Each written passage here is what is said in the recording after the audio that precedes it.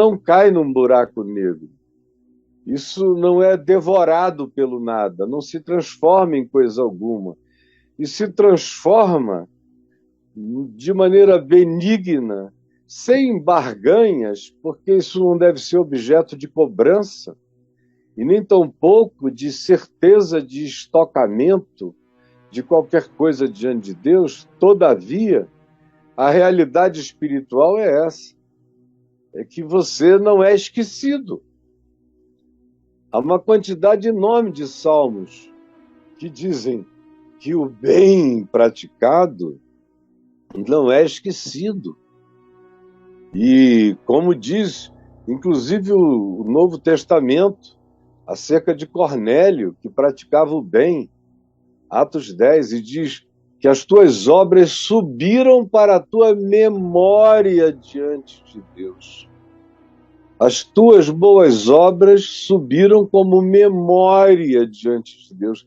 Viraram um memorial que não será esquecido. Por isso, feliz é aquele que acode o necessitado, que tem coração espontâneo, não é barganha. É algo que ele não pode evitar, ela não pode evitar. Viu? Não dá para fingir que não viu. Não dá para desver. E então age. E o Senhor o livra no dia do seu mal. No dia do seu mal. Daquele mal que vem a mim sem causa. Como muitos males chegam até a gente sem causa. Existem alguns males que a gente faz, mesmo gente boa, gente de Deus, gente íntegra, comete pecados, erra, fracassa, cai, levanta, não vive caindo e levantando, mas cai, tropeça, se equivoca, erra, peca. E o Senhor o trata com uma misericórdia muito, muito, muito, muito diferente. Porque essas ações de amor, vividas com sinceridade, cobrem multidão de pecados. O amor com o qual eu vivo e pratico com sinceridade, se alguma coisa acontece a mim que não foi buscada, só aconteceu e é ruim, todavia, há um estoque de graça. Eu não sou esquecido nos céus.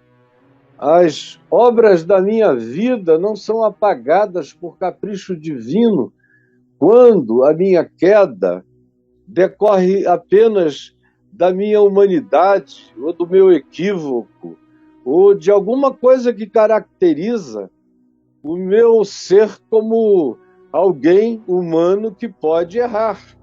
Mas não é uma caracterização de cinismo e de busca do pecado e do erro. Ao contrário, isso dói no coração do indivíduo, da pessoa, do homem, da mulher, do ser humano que vive com integridade. O Senhor, todavia, o livra no dia do mal. O Senhor o protege e lhe preserva a vida quando estão todos tramando contra ele. E mais do que isso, o Senhor faz essa pessoa feliz. Há uma garantia de felicidade para quem tem um coração capaz de acudir à necessidade. Há essa promessa de felicidade para todo aquele que tem coração para acudir à necessidade. E isso é infalível. O Senhor o faz feliz na terra. Não é na eternidade, é já aqui. Ele prova, ele conhece, ele experimenta, ele come felicidade divina, experimenta a proteção de Deus e mais, o Senhor não o entrega à discrição dos seus inimigos, O Senhor não o entrega ao espezinhamento daqueles que o odeiam, por inveja, por razões variadas, ou até porque a pessoa é boa. Uma pessoa boa que pratica o bem é amada por muita gente e é odiada por um outro tanto. Ninguém faz o bem impunemente. Se de um lado Deus se agrada de ti, se de um lado isso sobre para a tua memória diante de Deus, se de um lado ele conhece, como diz aqui o Salmo 58, ele conhece os seus passos, conta os seus passos e recolhe as suas lágrimas no seu odre. Isso tudo está diante de Deus. Apesar da intervenção perversa daqueles que ficam com raiva do bem que você faz e que eles não estão dispostos a realizar, você granjeia amores tanto quanto experimenta os horrores da inveja, da competição, de quem não tem coração para fazer, mas tem ódio de quem faz, abomina, acha que você está querendo aparecer, acha que você está precisando de divulgação e que você faz aquilo para granjear admiração, quando na realidade a pessoa faz aquilo porque ele, dentro dele, no coração, não tem outra alternativa a não ser fazer aquilo. Ele não consegue passar, como o samaritano não conseguiu pular sobre a necessidade do próximo. Parou e fez tudo o que tinha que fazer. Aí o Senhor o livra no dia do mal, o Senhor o protege e lhe preserve a vida e fá-lo feliz na terra. Não o entrega nas mãos dos seus inimigos, não entrega, os inimigos bufam de raiva, mas o Senhor o leva num caminho à parte, não o deixa na extensão da mão e da maldade dos seus inimigos. E a integridade da vida dele, mesmo ele sendo odiado, emudece muitas vezes os inimigos que não sabem nem onde pegar nem por onde começar, porque o Senhor não o entrega à descrição, ao anatomismo perverso e diabólico dos inimigos que gostariam de esfolá-lo. O Senhor o assiste, o Senhor está junto, no leito da enfermidade. Veja como gente boa fica doente também, como gente que ajuda o próximo adoece também, como gente cujo coração é espontâneo para Deus, adoece também. A diferença é dupla, todavia. Primeiro é que o Senhor o assiste. Eu acho essa palavra tão linda, é uma expressão médica. Quem é que está assistindo você?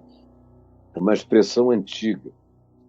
Quando perguntavam isso, você sabia que estavam se referindo a um médico, dependendo do assunto, a um tutor, dependendo também do tema, podia ser um pastor, um sacerdote, no tempo em que os pastores eram entes que assistiam, que cuidavam, que se importavam, que estavam juntos, que não andavam só à cata e nem tampouco à cata de dinheiro, mas, sobretudo e antes de qualquer coisa, e era o que lhes interessava, era assistirem o necessitado, o que precisava. E aqui é Deus se tornando médico. O Senhor o assiste no leito da enfermidade. O Senhor é o enfermeiro. Vira para lá, vira para cá, cuida. E é mais bonita ainda a expressão, diz, na doença lhe afofa. Ou mais, é mais pessoal ainda, na doença tu lhe afofas a cama.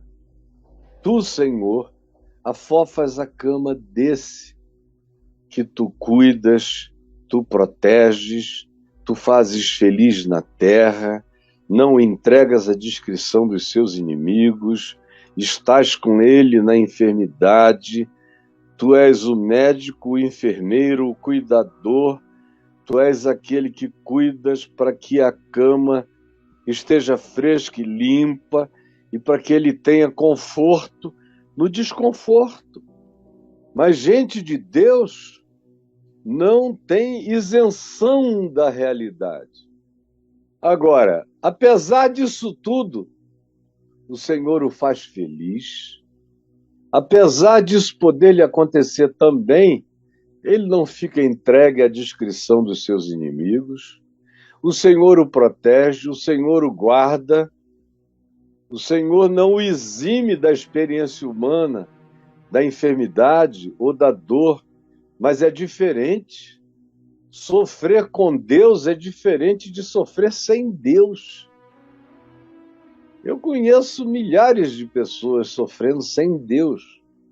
É uma miséria. A pessoa não tem para onde olhar. É só gemido. Mas não tem direção, não tem expectação, não tem esperança, não tem essa certeza de que, apesar do meu gemido, há um afago, há um aconchego, há um cafuné espiritual, há uma consolação, há uma certeza de bem e, paradoxalmente, mesmo na dor, há felicidade, como eu já vi, e já vi mesmo.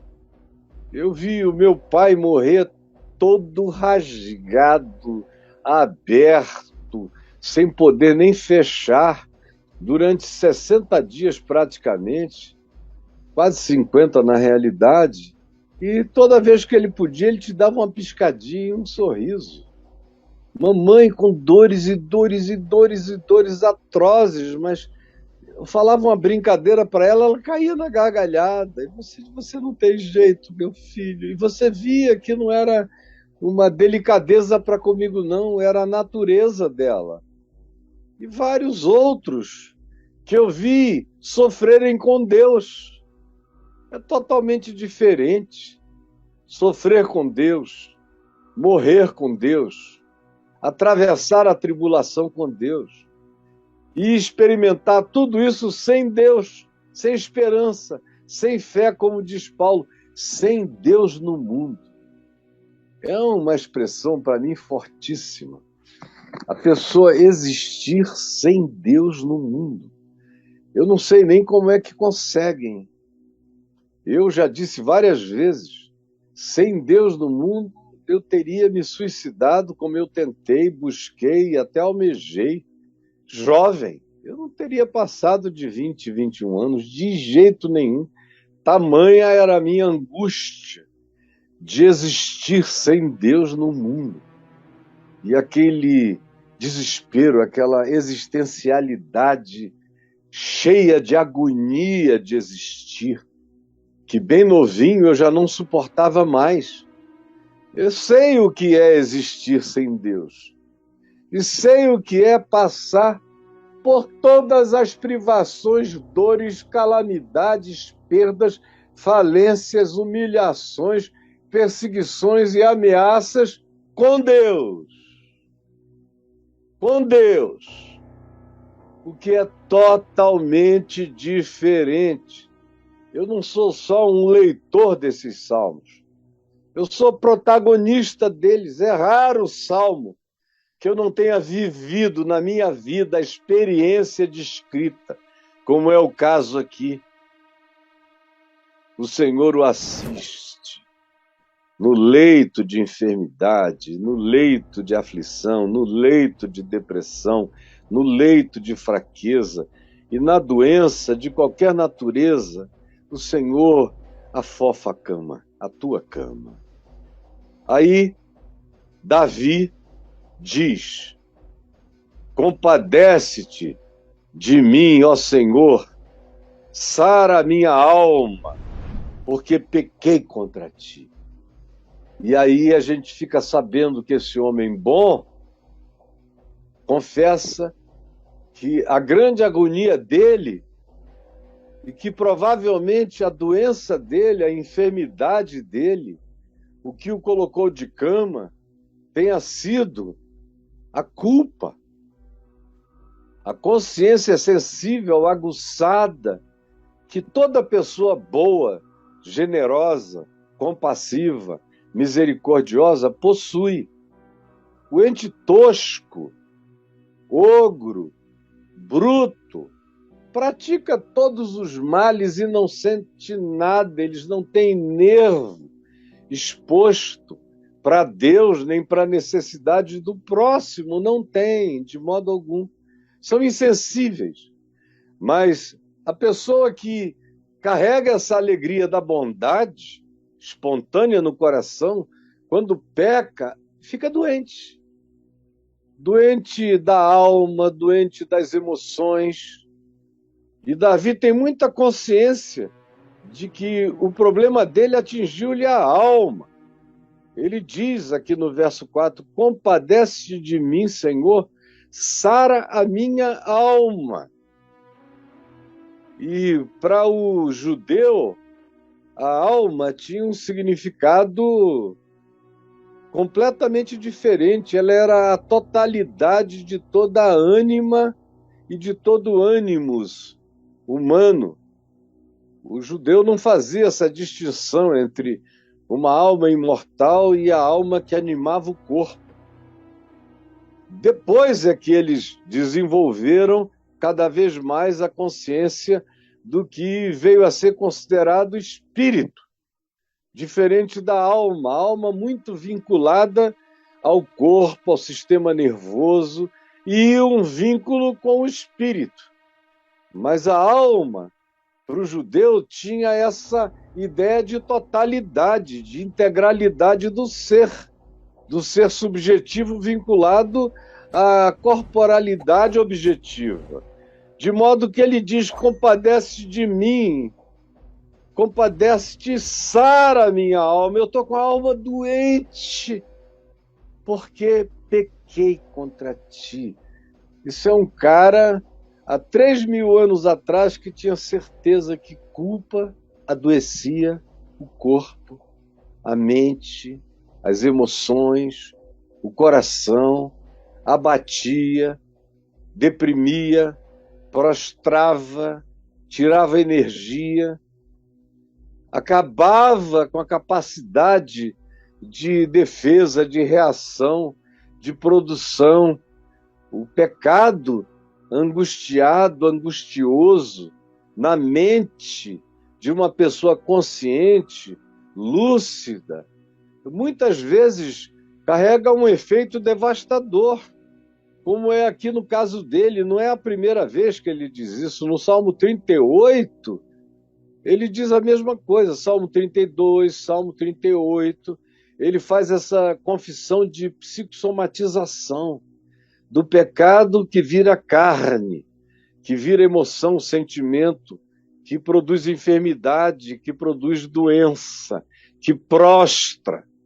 É por isso que ele diz, tem compaixão e me sara a alma, porque eu pequei e a minha doença decorre da minha certeza de culpa, daquilo que se introjetou em mim de maneira tão violenta que me desconstruiu.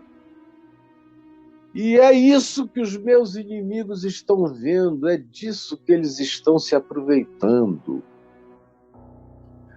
Os meus inimigos falam mal de mim. E falam mal, tendo que falar ou não tendo que falar. Quando era o bem e só o bem que ele fazia, falavam mal dele. O que é? Quer aparecer, bota uma melancia na cabeça, qual é a dele? Esse cara pensa que é o melhor, isso e aquilo. Como, meu Deus, a gente sabe como é. Eu estou pai, mãe, avô e bisavô, velho e cansado de saber como você é tratado pelo bem que você pratica. Ele não realiza apenas a força centrífuga da atratividade dos que acham lindo e te admiram e oram por ti e te amam. Não. Também tem a quantidade enorme dos mesquinhos e dos perversos que ficam torcendo pelo dia da tua queda, que aplaudem, soltam foguetes, como quando o que aconteceu comigo em 98. Eu próprio divulguei numa carta na internet. Meu Deus, depois eu ouvi histórias de gente que saiu saltando, pulando, gritando, até que enfim, agora nós estamos livres. Não tem mais esse homem com autoridade profética sobre nós. Meu Deus, se eu estiver inventando isso, que o Senhor me puna, porque eu não quero dar testemunho falso, mesmo não mencionando o nome de ninguém. Mas eu ouvi tanta barbaridade de pessoas que chegavam escandalizadas com os seus pastores, com os seus líderes, com pessoas da igreja, dizendo: você soube? Caio Fábio caiu! Aleluia, Deus é bom! E não foram pouquinhos, não, foram milhares e milhares. Eu conheço isso da minha pele, eu conheço a ardência dessas maldições sendo jogadas sobre você. Por isso Davi diz: os meus inimigos falam mal de mim. Meu Deus, eu virei o tema, o assunto, o debate. E a pergunta é essa: quando morrerá, então? E lhe perecerá o nome. Vamos acabar com o nome desse cara. Vamos destruir o nome dele. Vamos tentar ver se não fica nenhuma memória, se a gente apaga, se não deixamos mais o nome dele ser falado nem mencionado. Você está vivendo alguma coisa parecida no âmbito da sua existência? Nas experiências da sua vida? No tamanho que a sua vida tem? Davi vivia isso no tamanho que a vida dele tinha, como o futuro rei de Israel, que todo mundo já sabia que seria. E, portanto, havia uma quantidade enorme de inimigos, de gente que não aceitava essa ideia de se submeterem a uma pessoa mais nova do que eles e que tinha muito mais força, sabedoria, capacidade de aglutinação e um borogodó especial com Deus. Por isso os inimigos, diz Davi, falam mal de mim e perguntam: quando é que vai morrer?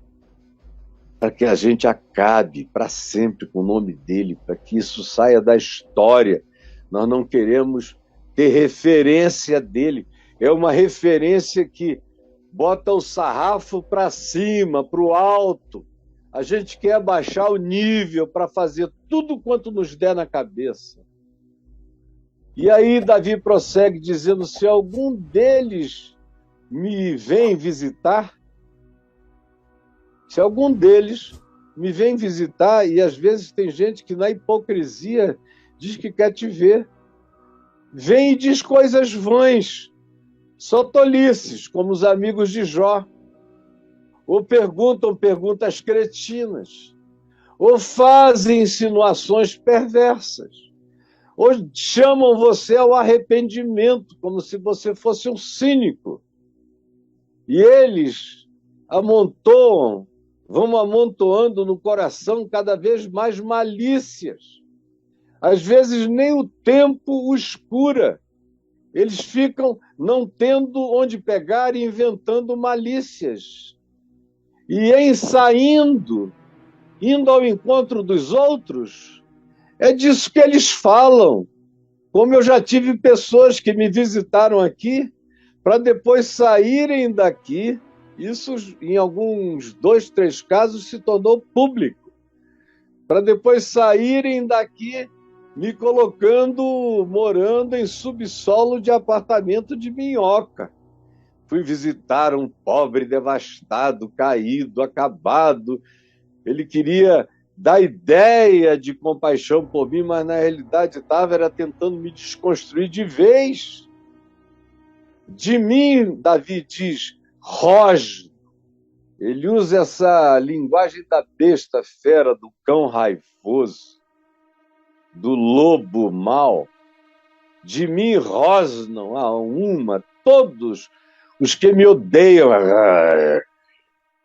Ele sentia, ouvia o rosnado e as afirmações perversas que diziam: peste maligna deu nele, a mão do Senhor pesou até que enfim. Ele caiu de cama, caiu da vida, caiu do ministério, faliu e já não tem como se levantar. Aleluia! Os perversos têm esse sentimento. E alguns aqui conhecem isso perfeitamente.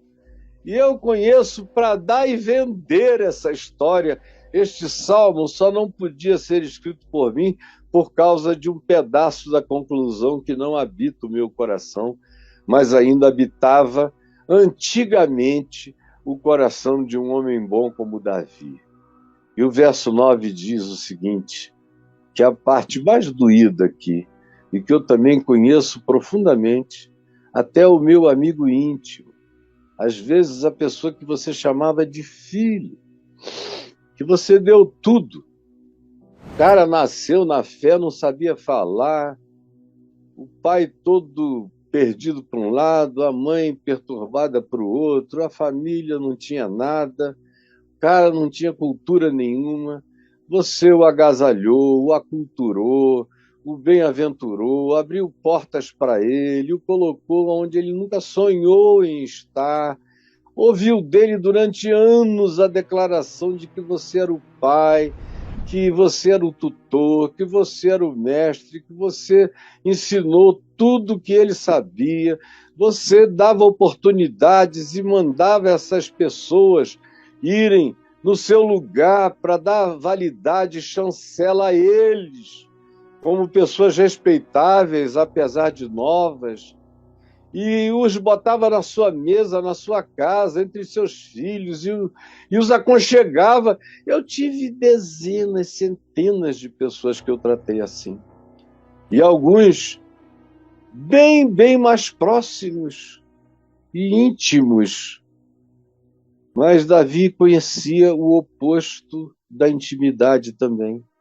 Até o meu amigo, que eu pensava e dava toda a intimidade na minha casa, porque eu confiava nele.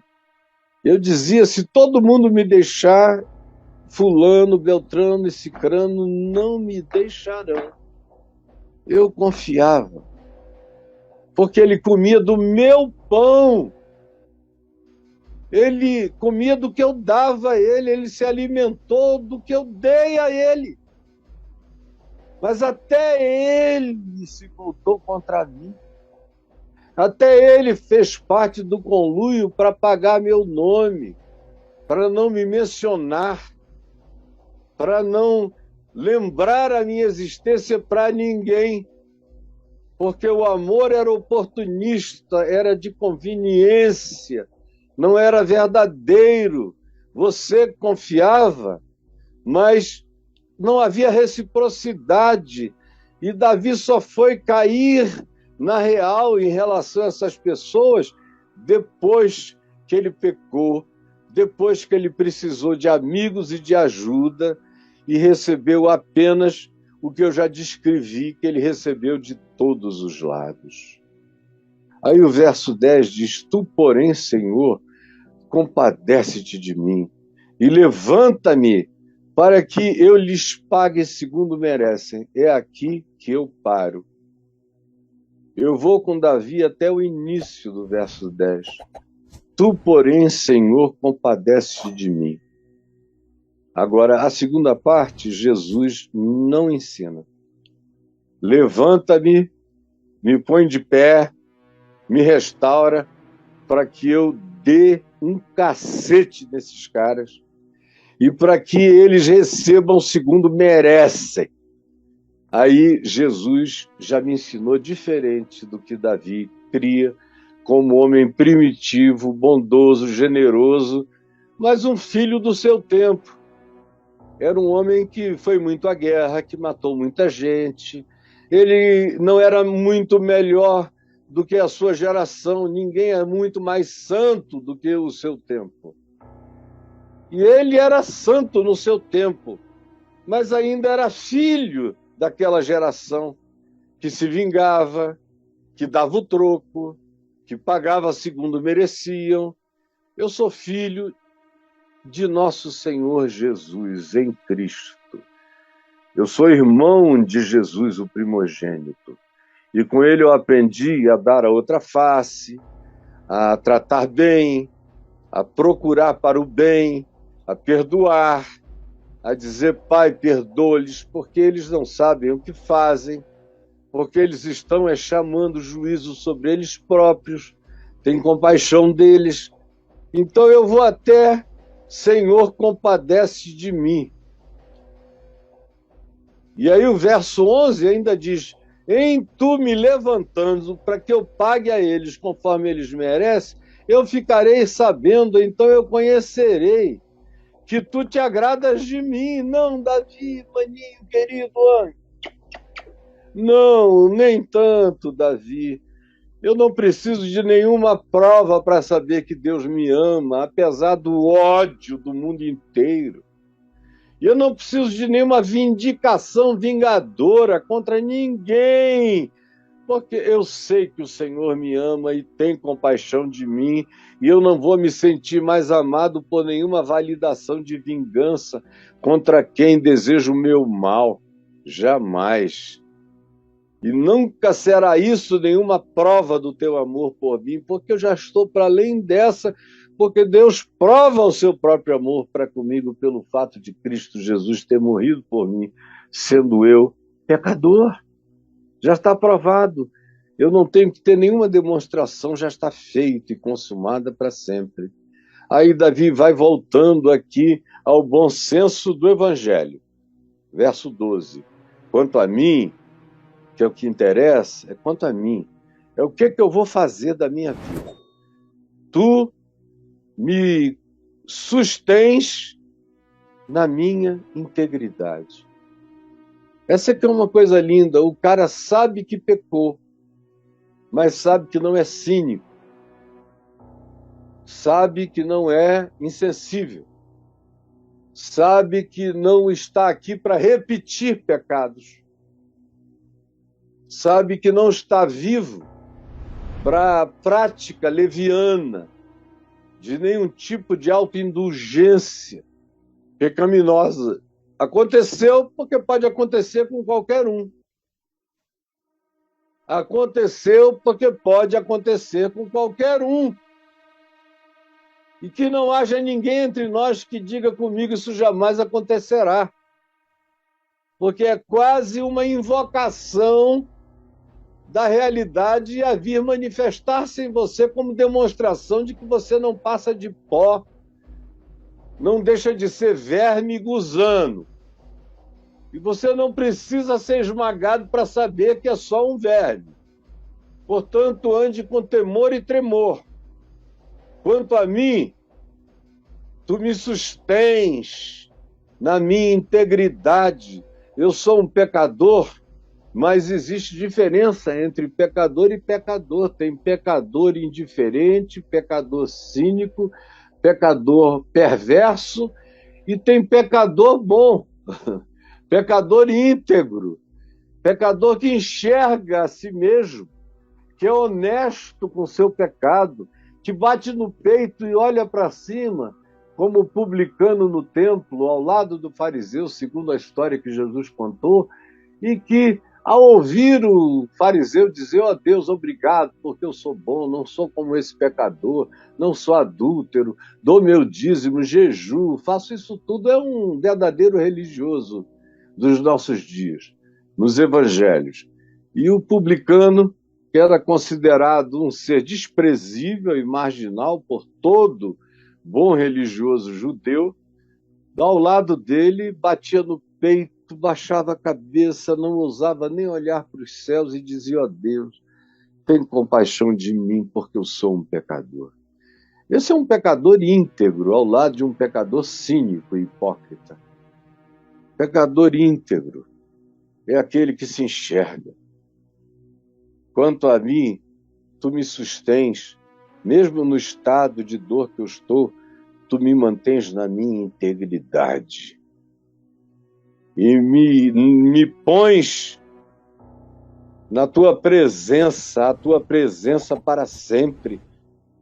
É aquilo que eu já disse muitas vezes, desde que Jesus se revelou a mim, e eu agasalhei o Evangelho, mesmo nos piores dias da minha existência, eu nunca pequei sem Deus. Nunca. Nunca achei que ele tinha ido embora, virado as costas, não. Tudo que eu fiz de bom, de lindo, de certo e de errado até o dia de hoje, eu fiz na presença de Deus, sabendo que eu sou um flagrante e sabendo que Ele não me deixa. Eu sou um pecador que busca viver na sua integridade. E Ele me põe à sua presença para sempre. Ele não bota e tira, bota e tira. Jesus disse, venha a mim, eu jamais o lançarei fora. E ninguém o arrancará das minhas mãos. E se for infiel por alguma razão, Paulo diz, eu todavia permanecerei fiel a ele, porque ele não tem negado o meu nome. Ele é falível, mas ele me ama. E ele sabe da sua falibilidade e se põe em pé na minha presença.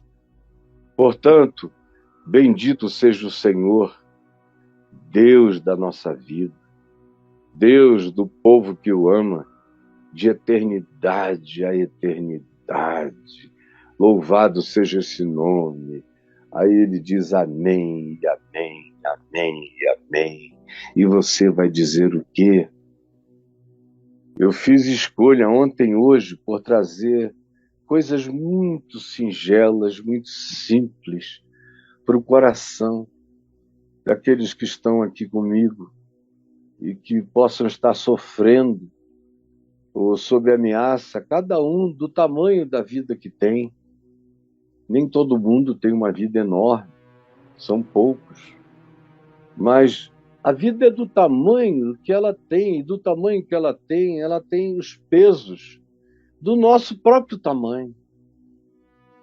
Do nosso próprio tamanho, de modo que às vezes você vê alguém que aparentemente, comparado com outras dores, não está sofrendo de nada tão atroz, mas para aquela pessoa é a perda das perdas, é a dor das dores, é a dor dela. É única, é singular. Precisa ser tratada com essa individualidade reverente. É a sua dor. E é isso que eu quero que você compartilhe comigo aqui. A gente ainda tem mais um tempo. Vamos ter 45 minutos para respostas. E eu quero que você vá no meu portal, no caiofabio.net, que o Braulio vai já colocar aí para sua visibilização, lá no chat, onde você escreve para mim, direto para mim aí, ó. Escreva aí, portalcaiofabio.net, você escreve até 10 linhas. E cai no colo do Braulio. Enquanto eu vou falar aqui com ele algumas coisas, você vai escrever sua dor. Como é que você está vivendo essa experiência? Como é que é o Salmo 41 na vigência da sua vida, no dia de hoje? Escreva o que está acontecendo.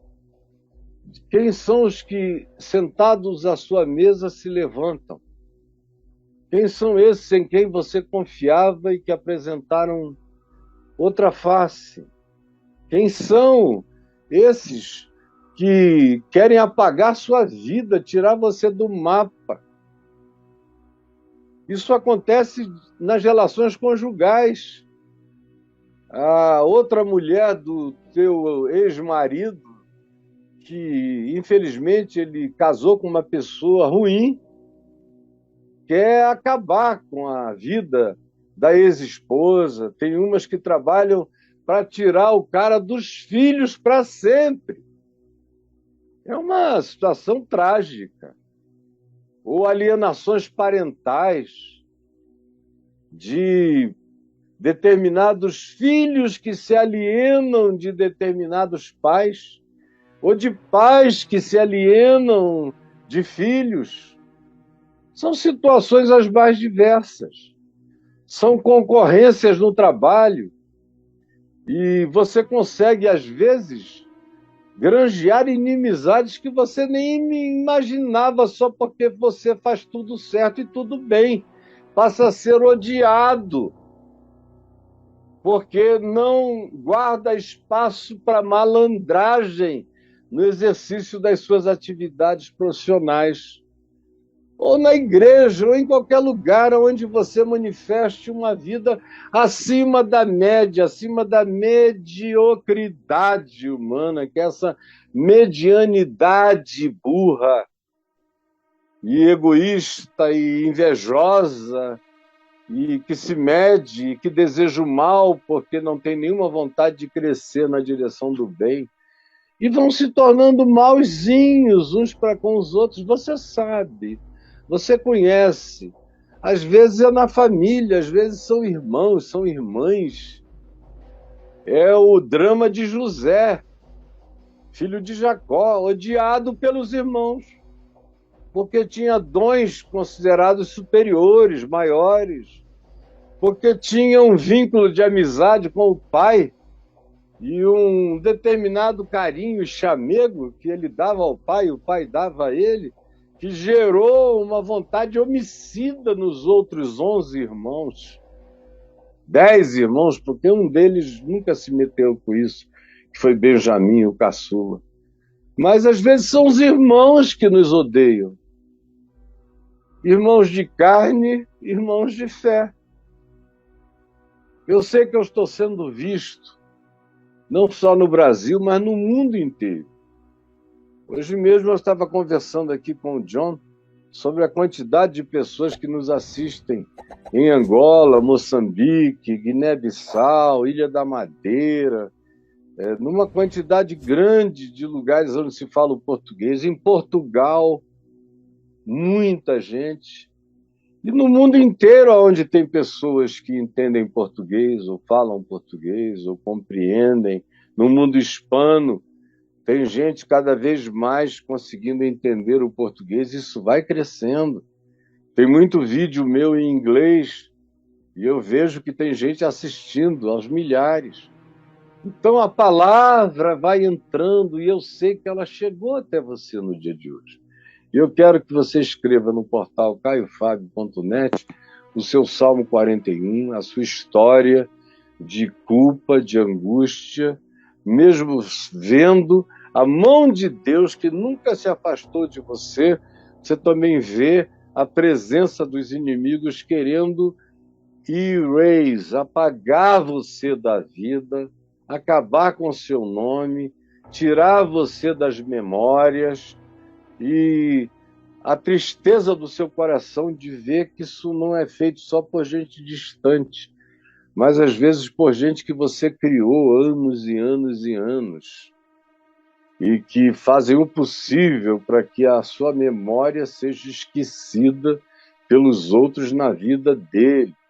Às vezes é a mãe, o pai que estão experimentando isso, ou é a dor de irmãos que estão fazendo isso.